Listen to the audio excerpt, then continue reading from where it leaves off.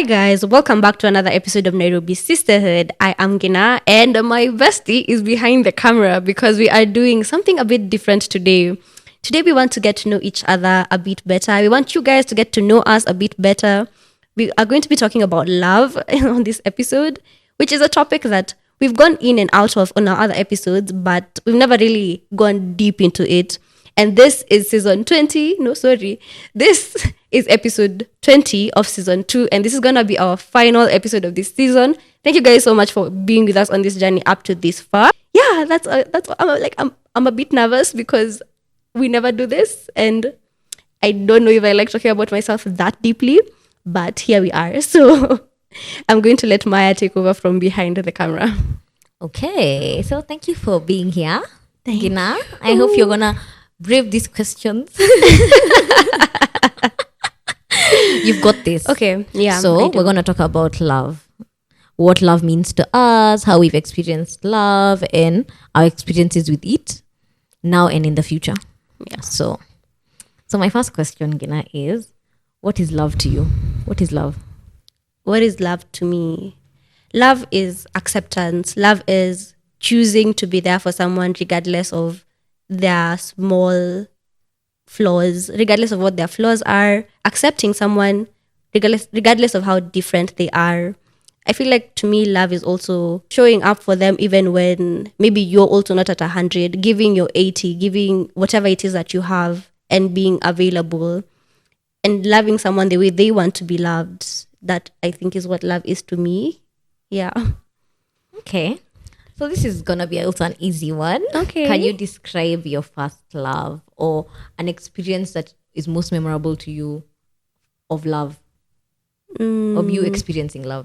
The first time.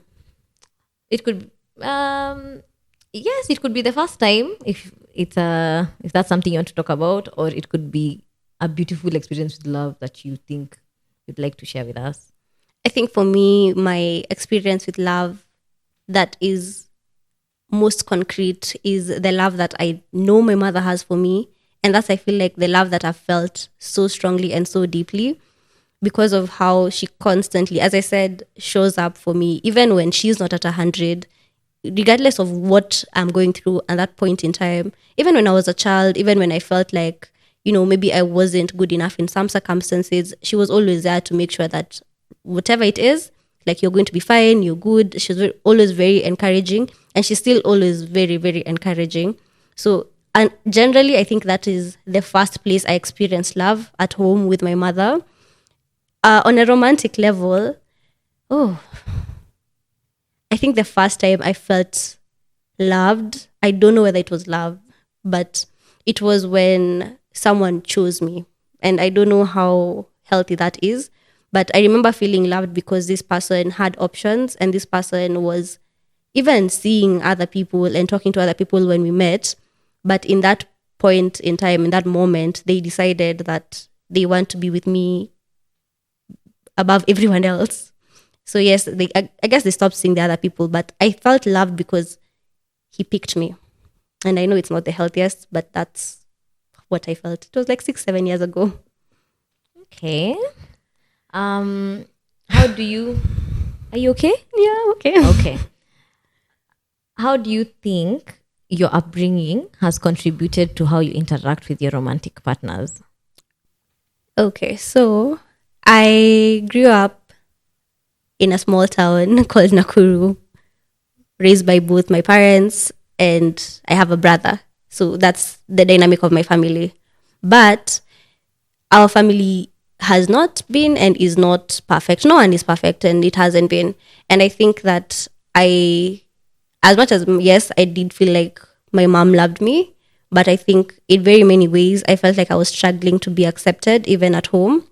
And that's because I felt like I was always different. At home and in school, I felt like I was always a different person. And I felt like I was seeking validation, even from inside our house. And I don't think I 100% got it. And because of that, I think even right now, moving into the world and real life, I approach a lot of situations, or I used to approach a lot of situations from, give me validation, or I want you to accept this and this part of me before I even accepted myself. So for the most part of my adulthood, I've been trying to unlearn these things. So right now, I think if I learned to love myself when I was younger, I would have a better relationship and relationships with other people right now and over my adult life. So that's how I think it mostly affected my life. Would I change it? I don't know. Maybe we'll talk about that one differently. But I definitely feel like it's impacted my current love situations. Yeah. Yeah. I think growing up also, sometimes our fathers are there for us, but maybe they're not there for us the way we want them to be. And because they're our primary, they're the first males that you encounter, you kind of move with life with whatever it is that you experience. So whatever validation you sought from that person is the same validation you try and seek from other men that you interact with, and the same type of acceptance. And sometimes you also project because you feel like you don't want this person to act a certain way. And if they do, or maybe if they do something that reminds you of that moment when you are not feeling accepted and loved, you overreact and you become anxious, or you become either too attached or not attached enough. So yeah, it definitely has affected how I move about my romantic relationships. But I think it's definitely also a work in progress. Yeah. Oh, I love the self-awareness. Oh, bless you. Yes. So the next question is, what does vulnerability mean to you in romantic setting? And do you struggle with it? And if so, how? Okay, let's start. What does vulnerability mean to me? It means to being honest. Being honest with yourself, first of all, before you're honest with the other person. And then being honest with the other person enough to communicate when things are not okay. Communicate when you know that they are not meeting your needs fully. And also communicate when you know there are things that are outside of them that are affecting your relationship right now. Even if it means like my job is not going well and it means that I'm in a bad mood, which means it's affecting our relationship. Be honest about it. It means opening up and caring about how the other person is feeling, and also feeling about your feelings, caring about how the other person reacts to you, and being honest, basically just being honest and transparent and open. Do I struggle with vulnerability? I think I struggle with it at first. Before I get comfortable with someone enough to get to be vulnerable with them, it takes a while. But once I do get comfortable, it's not, well, I will communicate maybe a bit too much. You will be in my business and I will be in yours. But I think the problem comes in like at first when someone is getting to know me and I'm not fully trusting of the person, even if they've not given me any reason not to trust them, I build up my walls and I become a bit reserved until you can kind of like prove to me that you're not going to hurt me. And obviously people don't know this about you before they approach you. So they will approach you as themselves and they find you as the reserved person you are. So it can be a bit hard to fully connect with someone when you're constantly waiting for the other shoe to drop. So in those moments when I've been able to just like let my reservations down and open up and be vulnerable and be able to connect with the person, it usually goes mostly well. So I'm learning to be more and more vulnerable even without waiting for the other person to do or say something. Yeah, just as me. Oh, love that. Okay, so have you ever intentionally or unintentionally sabotaged a romantic connection that was healthy for you? If so, why? Sorry, what?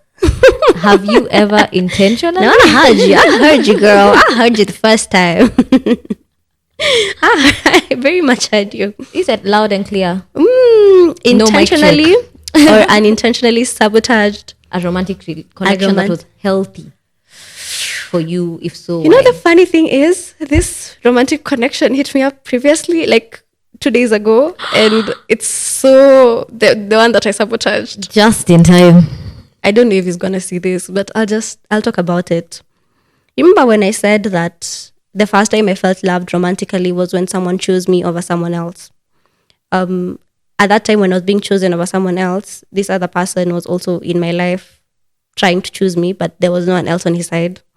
And we were very young, to be honest. So we had a thing like really post high school. Then it didn't go anywhere. Then I started seeing the other person. Then we had a thing again, like 2018, 2019, nearer to the end of uni. then I also sabotaged that one because this guy was genuinely really good, but I could tell that I hadn't emotionally grown enough to sustain a healthy relationship with him. Why? I don't know. I can't really explain why, but I know that how I sabotaged it was I stopped responding. And I am a communicator. Like if you are in my life, you know that we shall communicate. But with this person specifically, I stopped being a communicator. I stopped telling him how I was feeling. I stopped being available. And I started all of a sudden, after being so close to this person, started acting. I know I started acting different. Like he would text me things that I would previously find funny and laugh at, and I wouldn't respond. Or I would respond with like haha, with no emojis, like very cold. I feel very bad. I'm so sorry. Yeah, I would respond very coldly, or maybe not respond at all, and call this person back like after 24 hours, and he would wonder like, what's wrong? Are you okay? I'd say, yeah, I'm just going through things, but he didn't know that he was the things I was going through. And it's a bit unfortunate because I think had I given that situation a chance, it would have been healthy, but I didn't. And I don't blame myself, and eventually I did apologize to him. But part of me always wonders, like maybe if I was a better person, I would have been in a healthy relationship. I don't know if that makes sense. Yeah. But also relationships are not the end all. So I don't feel like I lost out. Yeah. Yeah. And I agree with your perspective, because I think the awareness, like the self-awareness for you to know that you are not ready to be in a relationship with this person means that you didn't. I feel like there are certain instances where we put ourselves through things because we weren't ready, and it's good to just acknowledge that I wasn't ready for this, and it wouldn't have worked out because you weren't ready. Yeah, I just think how I went about it is what was wrong. I could have just, have a sit down with him and be like, okay, maybe we could just, if you are open to it, remain friends for this period of time as I am working on this and this, instead of just pushing him away. But is that a healthy thing to do? I don't know. The communication is healthy. Yeah. But the remaining shelving someone, I wouldn't want. That's why I said if you are open to it. Okay. If he was like, I can't be friends with you because I'm interested in you romantically, I would have still been okay with it. Okay. It's just that they're not communicating and pushing someone who cares about you away was the negative part of this. And was the me self-sabotaging. I get that. Yeah. Oh, bless you. Okay. I have another one though. But no, there was another time I think I also self-sabotaged. But the person wound up going away, like going out of the country. So I don't know if it would have worked out eventually. But it was basically the same situation. And now when I thought about it afterwards, I just think about myself and how I act in situations that are actually healthy. Because I feel like I can maneuver toxic situations easier than healthy situations. And that's on me to figure out. Me and my therapist. Yes, your therapist. She said, I got a job. Yeah. Hi, Sylvia. Okay, so now that you've mentioned that they're toxic, besides the toxic situations, have you noticed an unhealthy common trait amongst your romantic partners? And then the last part of the question is, if so, what do you think is stopping you from changing the narrative?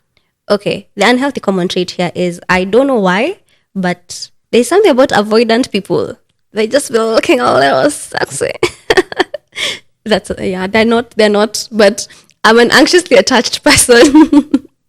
So I don't know why I keep gravitating towards avoidant people, and it becomes very difficult because, as I said, I like to communicate and I like to put everything on the table, but most avoidant people will try and run away when these things are being put on the table, and then we will keep pushing the agenda. So yeah, that's definitely one of the most common toxic traits in the people I have been seeing. What is stopping me from changing it is that I think I've been falling into cycles where you meet someone and it's comfortable because it's the same situation, just in another body. So not allowing myself to just have moments of being with Ngina and just like, you're just Ngina, you're just single, you're just living your life as you're getting to know yourself without the validation and opinions of other people, without trying to fit into anyone else's life. I think not doing that has stopped me from breaking the cycle, but the cycle is broken right now because that's what I'm doing. So you've mentioned the toxic traits in your former partners. What or how do you think you contribute to toxicity in your romantic relationships? Okay. Basically, what do I contribute to the toxicity in the relationships and the situationships? I think one, sometimes I communicate a bit too late when I'm not okay with something. So that makes the situation, it will keep going the way it's going if no one changes anything. And if I'm unhappy, I'm going to act as an unhappy person without actually communicating that I'm unhappy and why I'm unhappy. So that's one of them. I think sometimes, I don't know, it's that feeling of you want someone to read your mind. Like, yes, I will communicate at some point, but before I communicate, I will be acting how I'm feeling. So the person may not understand why I'm acting the way I'm acting. Another way, okay, it's hard to answer this question because I'm perfect. Yes, And you are. In your yeah, head. you know, in your the best deluded ever head. do this. So how can I say that I contribute to toxicity? That's another way I contribute to it, by not recognizing that some things I might say or do are toxic because they've been my truth for so long. Like the thing about not fully opening up until I'm 100% comfortable. So someone knows you, but they only know you to some extent. So it's hard for them to act in the way that you want them to act because you've not given them an opportunity to get to know you to the depths that they could know you. So, and then now, like what I've just done, like masking things with humor. When someone asks a question that could potentially be deep, I know that I can very much just make a laugh situation about like make comedy out of it and not actually answer the question. So I know that that doesn't help, especially if someone wants to get to know you more deeply. Just a Then, follow-up. wait. Oh, okay. Just a follow-up on your answer. Uh-huh. You said you struggle. You're a good communicator, Yes. at least in the friend zone. In the me as a friend, I'm not complaining. Eh? Yeah. But what would you say is the reason you struggle to communicate? Like, is it a fear? What is it? I think in romantic relationship, one, we see with friends, it's very easy to communicate because unaenda wapi? You ain't going nowhere. You ain't going nowhere, girl. With romantic relationships, I'm afraid of the judgment that comes from the communication, or if I'm afraid of being misunderstood. I think that's one thing that I've lived my whole life feeling, and feeling it in the sense in the situation where things are so deep and emotional scares me because I want to feel safe, I want to feel heard, I want to feel seen. And that's also one of the things that I know has made many of my situationships and relationships end, is feeling unseen and unheard. But now getting to that point where I'm communicating so that you can see me is hard because I don't want you to misunderstand me. I don't want to bear my soul out and then you're like, huh? That's gonna crush me. Because I don't want to explain my life story and tell you why I do the things I do and why I love the things I love. And at the end of the day, you just don't get it. And then you don't even try and get it. And then I'm just left there having been vulnerable and not received anything out of it. Yeah. If you weren't... Sorry. No, saying the other, being now the anxious attachment style also can be toxic because then now I'm moving to you with the energy of someone who, like, I'm moving to you as though you already understand. And maybe I've not even said anything. And I'm moving to you with, if you give anyone else any type of attention, I feel insecure. If you start talking to someone else, or if one day you wake up late and you don't send that good morning text, I start feeling some type of way and I might project it. Less often now, but I will feel once I'm attached, I will feel that anxiety of why hasn't he texted me at 7:05 and he always wakes up at 7:05, like that. Yeah. I get. Okay, so has your attachment style? I'm just like, I'm learning so much. It's also learning so much about your friend, and you're like, wow, like I know you, yeah, but now I know you. Like I know you, and now hearing you voice those things. Sometimes there are things you know about your friend, but you've never really had a conversation and sat down and we are like, okay, this and this and this and this, you know. So has your attachment style always been anxious, or has that changed over time? I think For the most part, it's always been anxious for as long as I can remember, because even in my childhood, as I said, I was always seeking out for things that I didn't get. So at no point do I ever feel like it was avoidant, unless I am avoiding the anxiety, which is like I will feel the anxiety and not want to deal with it. Then now in that moment, I'll be a bit avoidant. But naturally, I can't remember when I've not been anxious. Also, like, I'm just an anxious person. And then the attachment style is also anxious. Okay, that makes sense. If you weren't scared of being, you've mentioned misunderstood by a romantic partner, how would you handle your romantic relationships differently than you do now? Wow. Oof. Damn. I think I'd, from myself, love and give a lot more. I think I would, I'd love the way I want to be loved, which is a lot. Like, I love love, I love sharing, I love giving, I love doing things for my people, I love showing up. I really love showing up, actually. I want to be physically there for every moment.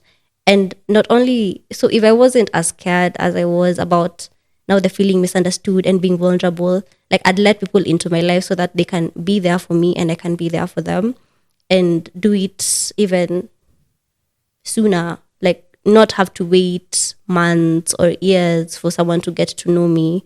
So I'd show them who I am. And first of all, I am a vibe.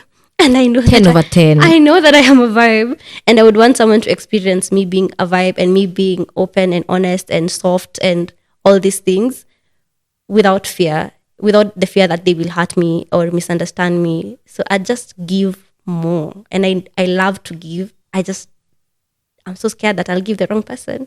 And that's a valid fear. Oh, bless you. So as we wrap up, what does an emotionally safe romantic relationship look like to you? What does an emotionally safe romantic relationship look like for you?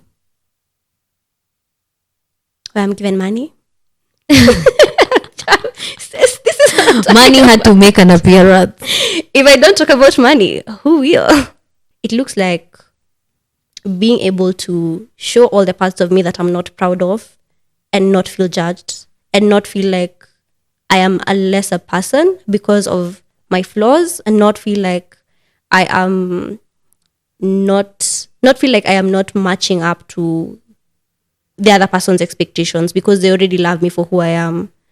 I think being emotionally safe also means that in my moments of being happy, we are happy together. In my moments of being sad, you are there for me when I'm sad. You don't need to feel everything I am feeling, but you just need to show up for me in the same way I will show up for you, and teach me how to show up for you and be there for me as we be there for each other.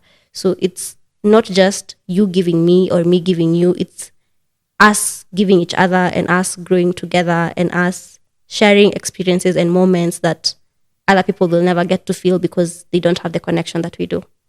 Oh, I love that. Thank you so much for answering these questions. Is there anything you want to add on to about love, is there any other, this is your final question obviously. Okay. So as I said, I love love. I love watching people be loved. I think that everyone is deserving of a wholesome, true, deep love.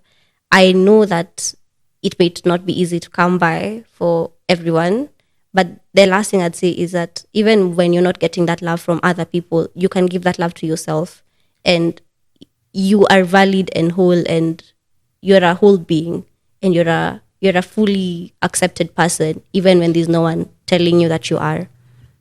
Do you think this is okay? Hey, I keep saying final. It's giving Ruto.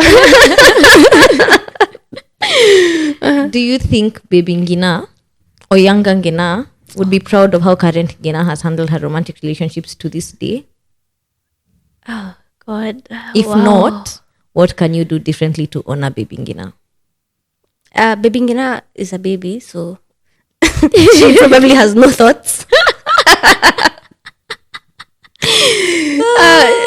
Okay, but I think yes and no. I think yes, she would be proud because I left situations that could have been more damaging than they were if I stayed. So for the fact that as I am right now, I know I am self-aware to at least an extent. And I have made choices that have hurt me in the moment, but eventually were for the greater good. So in that sense, yes, I think she would be proud. But also I think she wouldn't be proud of the fact that I waited for other people to love me before I loved myself. And that's the thing that I'm still working on right now, just loving me for me without waiting for outside validation or acceptance, even from my friends. Because I know sometimes I will bother my friends with, is this okay? Is this nice? Like waiting for them to tell me yes. And they will validate me. But I'm learning to, before I even seek it out from outside and even from the people who I am sure love me, to find it within myself. And in the moments when I didn't love myself as much as I do now, I might have made decisions that were damaging to me emotionally because I chose people who in that moment made me feel a little bit good about myself, but they took away so much more than they left me with. And right now I have no hard feelings towards them, but I'm struggling with forgiving that version of Ngina. And what I wish the childhood me would know is that even with the struggle of forgiving myself and feeling like I allowed people into my life who, to be honest, don't think they were deserving of that kind of love and energy that I was giving them in that moment, that even with that, I'm still deserving of love. And I'm still, what do I say? As I said, like I'm still human, I'm still a lovable person, I'm still good. And it doesn't change who I am as a person. Yes, you are worthy of love. Okay, now your answer has brought up another question. Ruto, lie to us.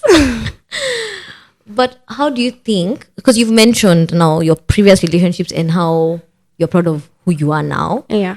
But how would you say you've self-abandoned or self-neglected in relationships that you've been in? I can see my best friend in these questions. Yeah, I see you. Shout out. First of all, let's just take this moment to shout out to Nyox for this question because she said, I'm on therapy mode. Ooh. Yeah. Ooh. Okay. I think more recently. Hey, you're saying bring out the tear wax. I feel like you're fishing for my tears. No, this is the final one. Don't cry, baby. You're deserving of love and you're worthy. Please. I am deserving and worthy of love. Amen. And that is, okay, leading up to that, I self-abandoned maybe a bit more recently when I accept like 5 out of the 10 things that I want, because I feel like I only deserve the 5 out of 10 things that this person is giving me. So even if someone is not really meeting my needs to the complete extent, I still end up giving them my 100, but only because it's like in that moment, I feel like I'm only worthy of those 5 out of 10 things. And it's been a bit hard to come out of that space and realize that me allowing for this person to only give me these things and not even communicating that I need 6 to 10, or even if I communicate, I don't really enforce my boundaries. It's really me leaving myself in the wind, because I could easily just be like, okay, because you're not meeting my needs, I'm going to step away from this situation. And that's what I did eventually, but I know I've done that a lot. And that was those cycles that needed to be broken, like being constantly, okay, this one will give you 1 to 5, this other one will give you 5 to 10, but no one is giving 1 to 10. And accepting all these partials when I'm not really getting everything I need, and not really giving myself even room to find the 1 to 10 person, because I'm constantly with the 4 to 6 people. I don't know if that makes sense, but it makes so much sense. Yeah. I get it. I understand. It's accepting breadcrumbs when you could get a whole package. Yeah, you're accepting a petal when you deserve a bouquet. So, period.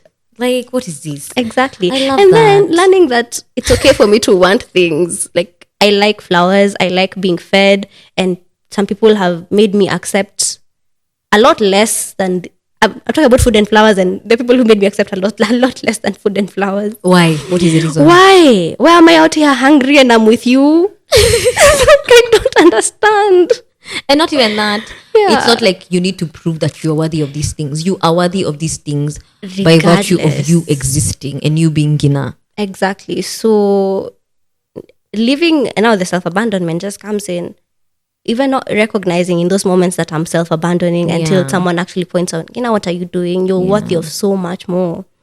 And even in those moments, I know another way I completely leave myself is by not talking to my friends when all this is happening, and then talking to them afterwards, and Maya's making a face because she knows that I'll just be like, oh, by the way, this and this was happening, and I don't talk about it because I know my friends will react in a way that will force me to come to terms with what's actually going on and the reality of the situation. And if I was just honest with myself first and then honest with my friends, I wouldn't stay in some of these damaging, especially emotionally damaging things for as long as I did. Yeah. I agree. And I just want to say as a close that Ngina, you are worthy of love, a wholesome, beautiful, I don't know, endless love from everyone who is in your life, and you deserve the 100% that you give us. And I'm here to love you as you wait for this person who's coming. Na sijui mbona amechelewa. Yeah. I didn't think this is what would get me. So yeah, Ngina. Yeah. It's coming. It's beautiful. And the beautiful thing about your self-growth, because I've obviously seen you for years, is to see that even like you don't need it from someone else because you're already giving it to yourself. Thank you. And you are enough. Thank you. Oh, that one. Thank you. Okay. Now even me, I'm getting emotional. Nata sijafika kwa camera. Oh my God. Tumalize bana. Yeah. Okay. At least I didn't cry. Yeah. Yes.